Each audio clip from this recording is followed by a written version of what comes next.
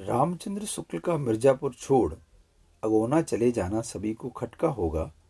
निदान 1903 में प्रेमधन जी ने शुक्ल जी को आनंद कादम्बनी का संपादक नियुक्त कर मिर्जापुर बुला लिया।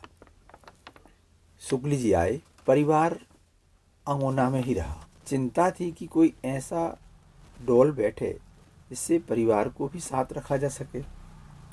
हितैषियों, खासकर उनके थे सेठ महादेव प्रसाद के सुझाव पर कलेक्टरी कचहरी में अप्रेंटिसशिप शुरू हुई। जी हजूरी का वातावरण देख 4-6 रोज में ही कचहरी से मन खट्टा हो गया, अलग हो गए।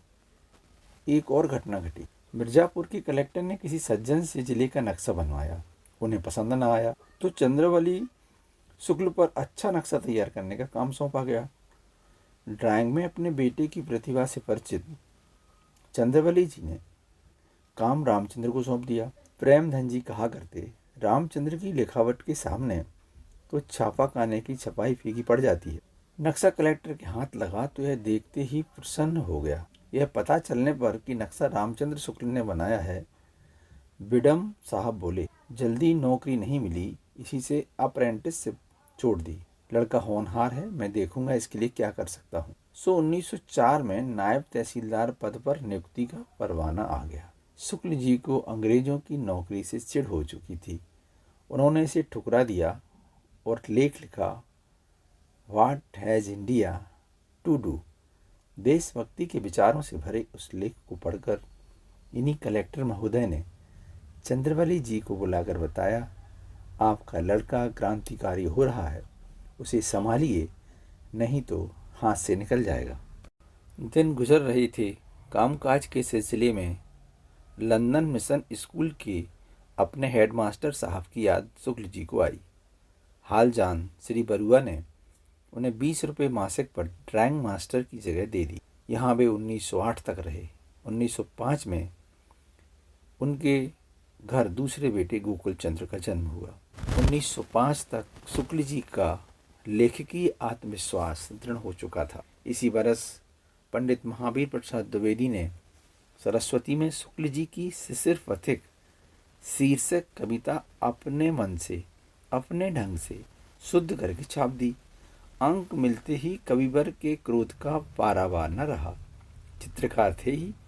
उसी क्षण उन्होंने देवी सरस्वती का एक सुंदर चित्र खींचकर उस पर प्रहार करने वाली मुद्रा में गदाधारी हनुमान जी की एक भव्य और विशाल मूर्ति उसकी बगल में खड़ी करके उसके नीचे एक पद लिख दिया।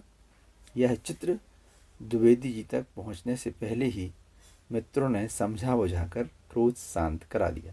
प्रकृति निरीक्षण, पर्वत भ्रमण, आनंद कादम्बनी के संपादन और विभिन्न विषयों की हिंदी, अंग्रेजी, संस्कृत, उर्दू, अरबी में लिखी गई पुस्तकों के अध्ययन के साथ साथ लिखना और प्रकाशित होना जारी रहा।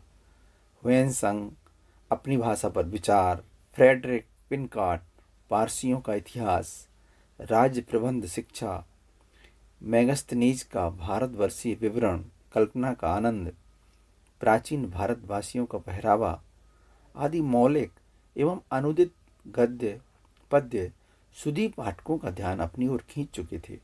इन्हीं दिनों मिर्जापुर की मेयो मेमोरियल लाइब्रेरी के लाइब्रेरियन और हिंदी प्रेमी पंडित केदारनाथ पाठक का ध्यान इस जिज्ञासु अध्ययनशील युवक पर गया।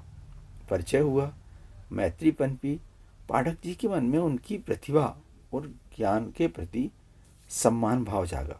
अगस्त 1907 में काशी की नागरी प्रचारणी सभा ने हिंदी का बृहत कोश बनाने का निर्णय लिया।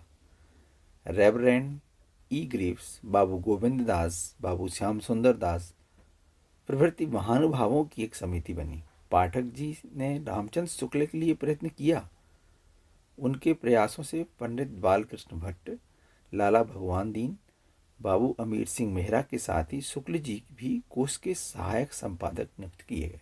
सन 1908 के अक्टूबर में काशी पहुंचकर शुक्ल जी ने शिवाला घाट मोहल्ले में भदैनी के प्राथमिक विद्यालय के सामने ही गली स्थित लल्लू जी के मकान में 8 रुपये मासिक किराए पर रहना शुरू किया। उस जमाने में इस मकान की एक ओर बेलवरिया मैदान और दूसरी ओर कीनाराम की समाधि थी। 1908 से 1911 तक शुक्ल जी का परिवार इसी घर में रहा। शब्द सागर के सिलसिले में जब 1910 में कोष का मुख्यालय जम्मू स्थानांतरित किया गया, तब रामचंद्र जी अप्रैल से सितंबर तक वहां रहे। 6 महीनों के जम्मू प्रवास ने सतमासा झिनकू, मतलब शरीर के दुबलेपन के कारण मिला घरू नाम का ऐसा कायाकल्प किया कि घर लौटने पर पिता भी न पहचान सके। हिंदी प्रेमी उनकी इसी स्वस्थ शारीरिक छवि से परिचित हैं।